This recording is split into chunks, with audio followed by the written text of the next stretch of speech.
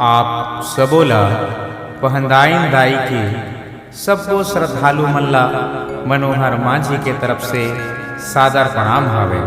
मैं पहली बार पहंदाइन दाई के महिमाला जस गीत के माध्यम से आप मन के बीच प्रस्तुत करे के प्रयास करे हूँ, जिला आप मन के आशीर्वाद चाहिए। महानदी के तीर महावे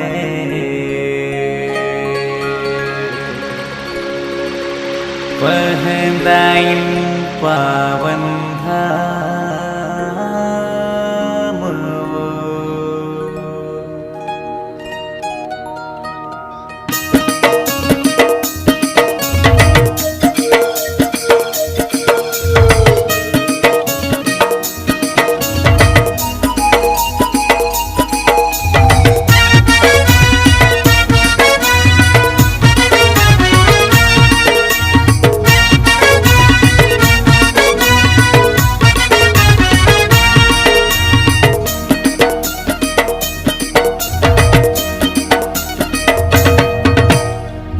नदी के तीर महावे पहंदाइन पावन धाम।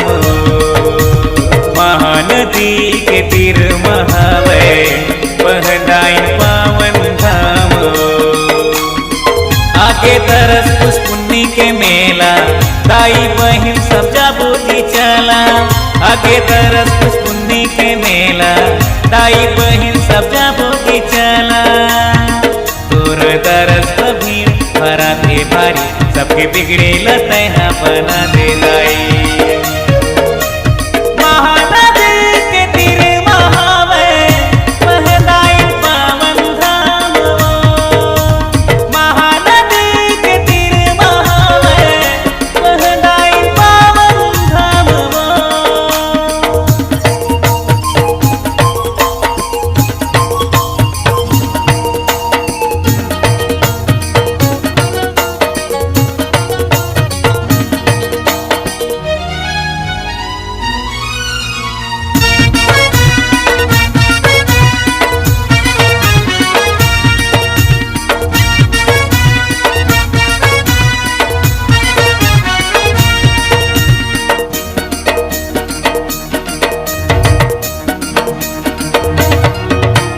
पुष्पुन्नी के डुबकी लगाबो नरियर सुपारी मथुला मनाबो।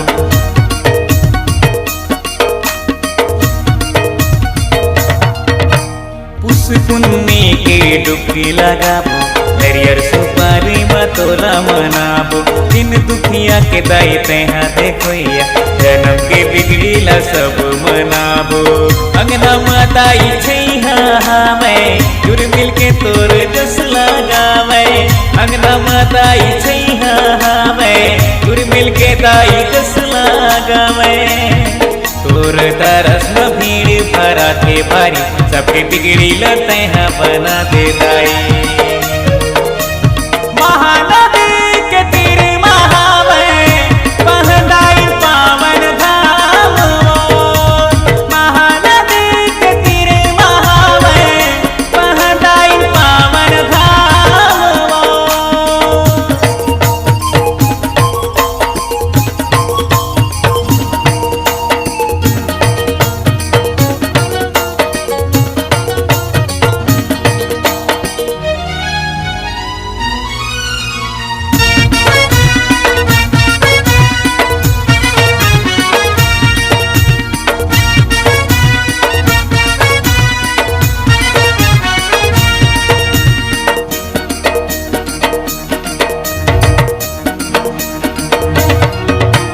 हंसी खुशी सब कर्मा लगा थे सर्कस सिनेमा मेला में सब आते।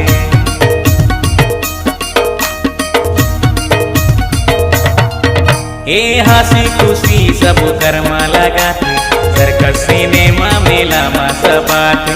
कक्का के कर में कर बखान मन के मनोकाम पूरा हो जाते। नदिया तीर दाई पावन है था दिन रात माझी गावे तोर नाम। नदिया तीर दाई पावन है धाम दिन रात माझी लेवे तोर नाम। तोर तरस पर भीड़ पराठे बारी सबके बिगड़ी लते हाँ बना दे दाई। महानदी के तीरे महावे पहनाई पावन धाम वो। महानदी के तीरे महावे पहनाई पावन धाम वो। आगे तरस पुन्नी के में